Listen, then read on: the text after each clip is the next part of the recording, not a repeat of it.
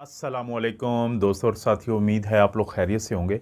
आज की इस वीडियो में हम 9 या 9 ऐसे फूड कॉम्बिनेशंस की बात करेंगे कि जिनको नहीं इस्तेमाल करना चाहिए, यानी कुछ ऐसे खानों को कि दोनों को एक वक्त में उन चीज़ों को नहीं लेना चाहिए। और अगर आप ऐसा करते हैं तो उससे फिर आपको मसले बनते हैं, तो उनका भी मैं ज़िक्र करूँगा कि क्या मसले बन सकते हैं। जैसे कि सबसे पहली चीज़ जो है कि कभी भी आपको जो वाटरमेलन यानी तरबूज होता है उसके साथ या उसके बाद पानी नहीं पीना चाहिए। उसकी एक बड़ी कॉमन सी वजह है, जैसा कि नाम से भी ज़ाहिर है कि वाटरमेलन अंग्रेज़ी में कहते हैं तरबूज को, तो इसके अंदर 90 से 95% पहले ही पानी होता है। लेकिन वो जो पानी होता है उसका एक ख़ास कॉम्बिनेशन होता है इसके अंदर मौजूद बाकी अज्जा के साथ, जिसके बाद ये जब आपके स्टमक में जाता है, मैदे में जाता है, तो बहुत आसानी से ये हज़म हो जाता है। लेकिन जब आप इसके साथ या इसके बाद फ़ौरी पानी पी लेते हैं तो आप उस पूरे अमल को मुतासर करते हैं, जिससे अगर आप तरबूज खाने के बाद पानी पीते हैं तो लोगों को फिर उल्टियाँ लग जाती हैं। तो कभी भी इस कॉम्बिनेशन को इस्तेमाल नहीं करना चाहिए। दूसरे नंबर पे जो चाय होती है, टी होती है, उसको आपने दही के साथ कभी भी इस्तेमाल ना करें। कुछ लोग एक गलती करते हैं कि दही खा के ऊपर से वो चाय पी लेंगे थोड़ी देर के बाद, या चाय पी हुई होती है तो उसके बाद वो दही इस्तेमाल कर लेते हैं। ये जो दोनों चीज़ें होती हैं, इनकी जो तासीर होती है वो एसिडिक होती है, वो तेज़ाबी होती है, और ये आपके जो हाजमे का जो अमल है उसको बहुत बुरे तरीके से मुतासर करती हैं। और इसके बाद भी लोगों को पेट में दर्द और ब्लॉटिंग यानी पेट का जो अफारा होता है या गैस होती है वो बहुत ज़्यादा हो जाती है। तो इस चीज़ से भी बचना चाहिए। तीसरे नंबर पे है कि लोग क्या करते हैं कि देखिए, मिल्क शेक एक और चीज़ होती है कि बाज़ का तो उसमें आप कम यानी कि केला या बनाना डाल सकते हैं, लेकिन जो केला खाएं और साथ दूध पी लें ये मत करें। उसकी बड़ी सादा सी एक वजह है कि अगर आपने फ़र्ज़ करें कि चिकन बिरयानी की 1 या 2 प्लेट खाई और साथ ही आप 2 रोटियां नहीं खा सकते क्योंकि 2 हैवी मील्स हैं। इसी तरह आपने देखा होगा बहुत दफ़ा कि जब कोई सफ़र पे जाता है और कोई चीज़ खाने की ना मिले तो वो क्या करेगा, वो केले खा सकता है। वो एक खुराक समझी जाती है, एक मील समझा जाता है, एक फूड समझा जाता है।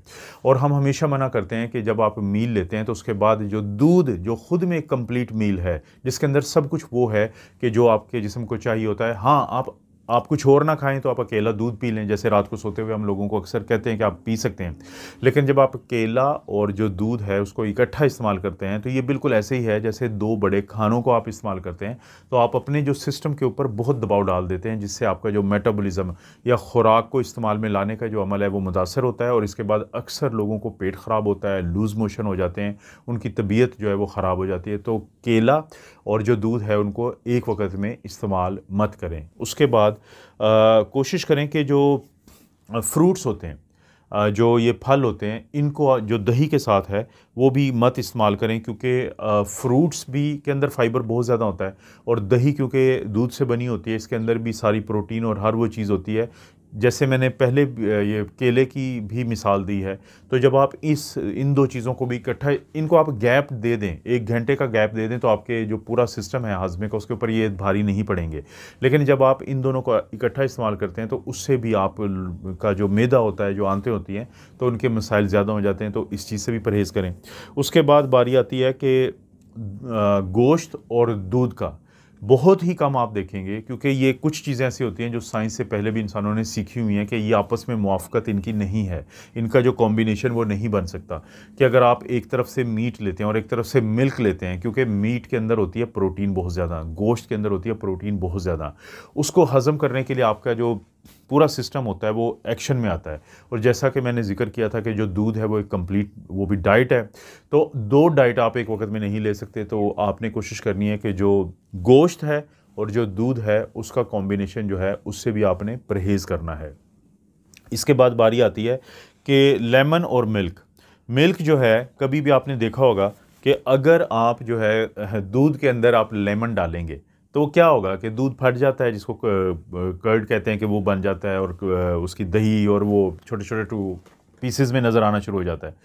तो अगर आप कोई दूध वाली चीज़ इस्तेमाल करते हैं, दूध इस्तेमाल करते हैं और साथ ही आप लेमन इस्तेमाल कर लेते हैं, तो आपके स्टमक में जाके यही सब कुछ होता है। यानी आपने दूध क्यों पिया था? क्योंकि आप कुछ फ़ायदा उठाना चाहते थे। आपका मैदा अगरचे तेज़ाबी है लेकिन वो उसको किसी और तरीके से डील करता है। लेकिन अगर आप उसके साथ कोई ऐसी चीज़ ले लेते हैं कि जिसने आगे जाके उसको ख़राब कर देना है फ़ौरी तौर पे, तो ना तो उसका फ़ायदा होगा।